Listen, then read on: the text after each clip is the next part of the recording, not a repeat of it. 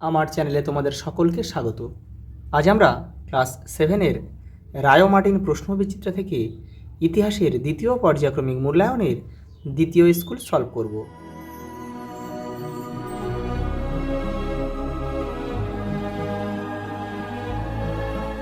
দেখো, প্রথম প্রশ্ন, নিকোলো কোনটি ছিলেন ইতালীয় পর্যটক? অপশন ডি আমাদের সঠিক উত্তর। তকাভির ঋণদান প্রকল্প চালু করেছিলেন কে? মোহাম্মদ বিন তুগলক। জৌনপুর রাজ্য দিল্লি সুলতানির অন্তর্ভুক্ত হয় কার সময়? বহলোল লোদির সময়ে। অপশান এ আমাদের সঠিক উত্তর। পরেরটা দেখো, আরবি ভাষায় ইলাম শব্দের অর্থ হচ্ছে জ্ঞান। অটোমান তুর্কিদের আমলে ইকতা ব্যবস্থার পরিবর্তে অন্য একটি ব্যবস্থা প্রচলিত ছিল, তা হলো তিমার। আকবর চিতর জয় করেছিল কত? 1568। Option B. মোগলদের সময়ে স্বর্ণমুদ্রাকে বলা হতো কি? আশরফি। পরেরটা দেখো, ডিউক অফ আলবুকার্ক ভারতে এসেছিলেন পর্তুগাল থেকে। তিনি কিন্তু ভাস্কো দা গামার পরে এসেছিলেন। শেরশাহের মৃত্যুর পর তার যে পুত্র ক্ষমতায় আসেন তিনি হলেন, এটা হবে ইসলাম শাহ। পরেরটা দেখো, মোহাম্মদ বিন তুগলক নতুন করে রাজধানী তৈরি করেছিলেন কোথায়? দৌলতাবাদে। দেখো, এটা স্তম্ভ দিয়েছে এখানে। দেখো, জানপনাহ, এটা হবে মোহাম্মদ বিন তুগলক। এখানে আমরা রোমান হরফে 1 লিখব। কিলোঘড়ি প্রাসাদ কায়কোবাদ নির্মাণ করেছিল, এটা হবে 2। দেখো, চন্দননগর, এটা হবে ফরাসিদের কিন্তু উপনিবেশ ছিল, তাহলে এখানে আমরা 3 লিখব।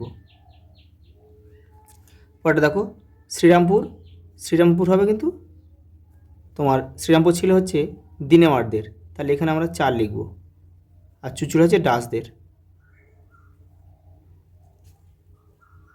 পরেরটা দেখো, বাহুমনি রাজ্যে দেশীয় অভিজাতদের কি বলা হতো? দক্ষিণী।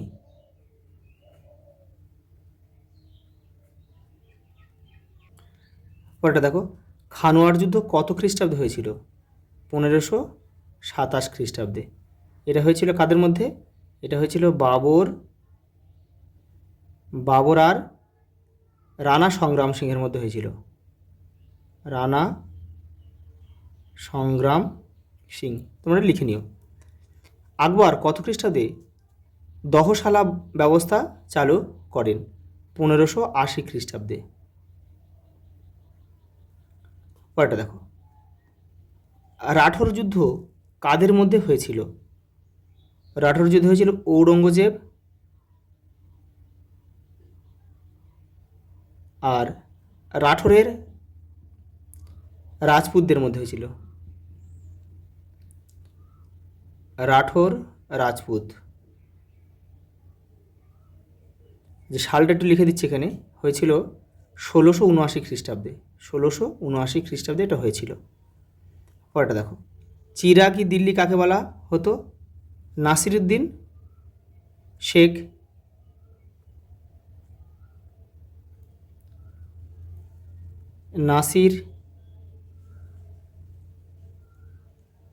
নাসিরুদ্দিন মাহমুদ।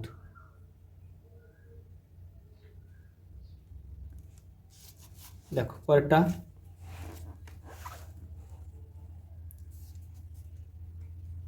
দেখো, মালিক অম্বর কে ছিলেন? দাক্ষিণাত্যের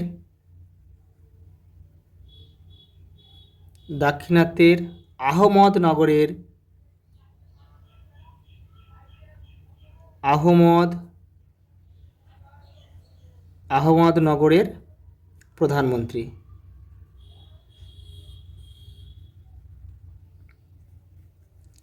পরেরটা দেখো, মামুদ গাওয়ান কে ছিলেন? বাহুমনি রাজ্যের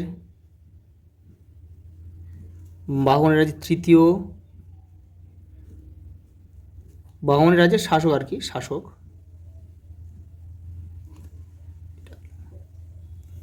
শাসক তৃতীয় মোহাম্মদের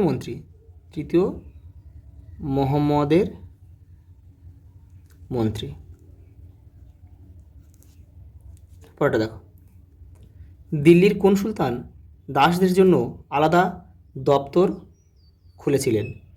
এটা হবে, এখানে লিখে দিচ্ছি, এটা ফিরোজ শাহ তুঘলক।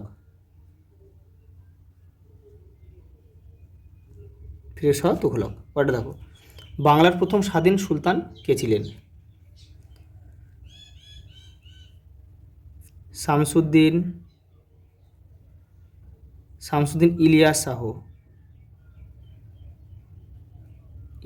শাহ।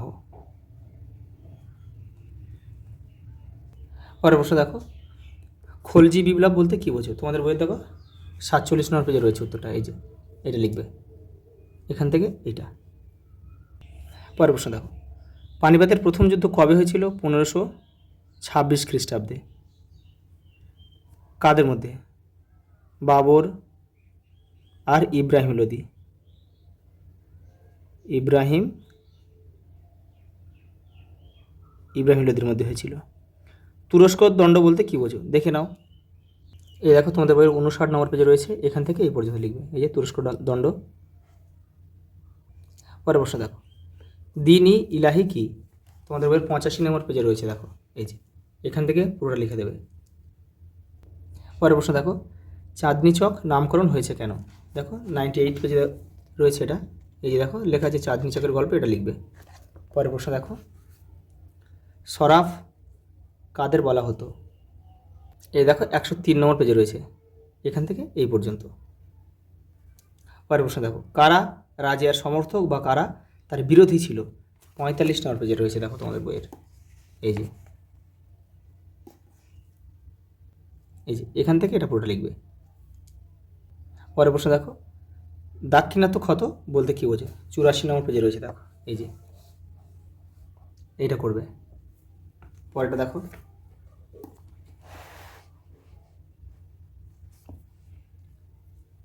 পরের প্রশ্ন দিয়েছে যে হোসেন শাহী ও ইলিয়াস শাহী আমলে বাংলার সাংস্কৃতিক উন্নয়ন সংক্ষেপে উল্লেখ করো। দেখো তোমাদের বইয়ের 62 নম্বর পেজে রয়েছে, এই যে দেখো ইলিয়াস শাহী ও হোসেন শাহী আমলে বাংলার সাংস্কৃতিক উন্নয়ন হয়েছিল, এখান থেকে এই পর্যন্ত লিখবে। পরের প্রশ্ন দেখো, আকবরের রাজপুত নীতি 80 নম্বর পেজে রয়েছে তোমাদের বইয়ের, এই যে এই পর্যন্ত লিখবে। পরেরটা,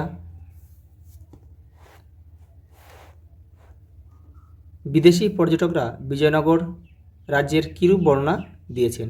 তোমাদের বইয়ের 66 পেজে রয়েছে, দেখো এখানে লেখা রয়েছে, দেখো বিদেশি পর্যটকদের বিবরণীতে বিজয়নগর, এখান থেকে এটা পুরোটা লিখবে। পরের প্রশ্ন দেখো, শাহজাহানাবাদের নাগরিক চরিত্র কেমন ছিল? তোমাদের বইয়ের 99 পেজ, দেখো এই যে এটা লিখবে।